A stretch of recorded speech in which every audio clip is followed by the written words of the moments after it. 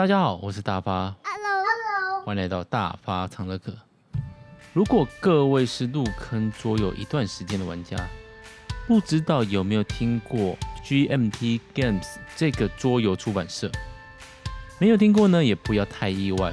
GMT 所出版的桌游是以战棋为主，不是那种有模型的，是那种小小一片一片的，是小众桌游中的小众啊。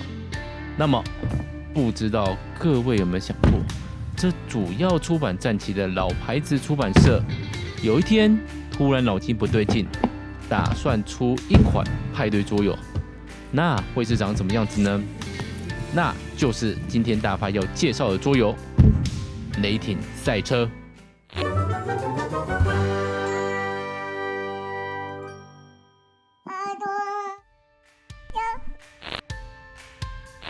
在雷霆赛车中，玩家率领着一整个车队在赛道上奔驰，手上呢拿着让车辆前进的竞速卡，轮流打出，启动自己的车辆。随着打出的卡牌不同呢，有时会带给车辆暂时的磨损，比如说没油了、轮胎耗损，但有时比较严重会带来永久的耗损。玩家可以选择维修。虽然可以一定程度恢复车辆，但也会造成从维修道再次回到场上的车辆有一定的落后程度。当然啦，除了玩家间的角力争斗，赛道上的局势千变万化，有时天气不佳下起阵雨，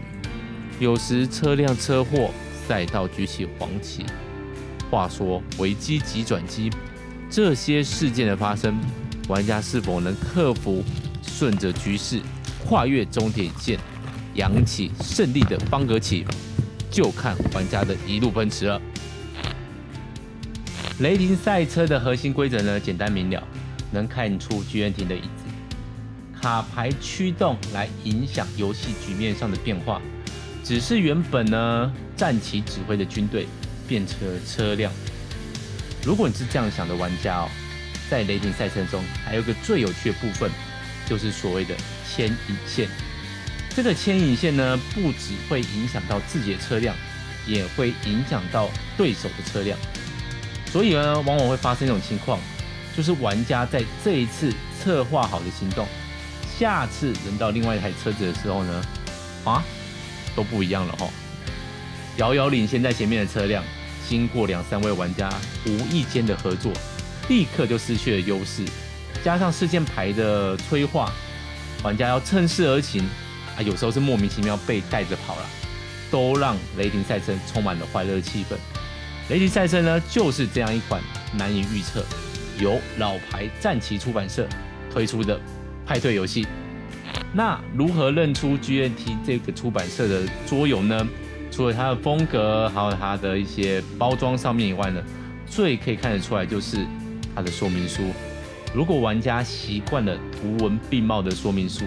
那我们来看看 GMT 的说明书，保证让你回想起高中时代的上课笔记。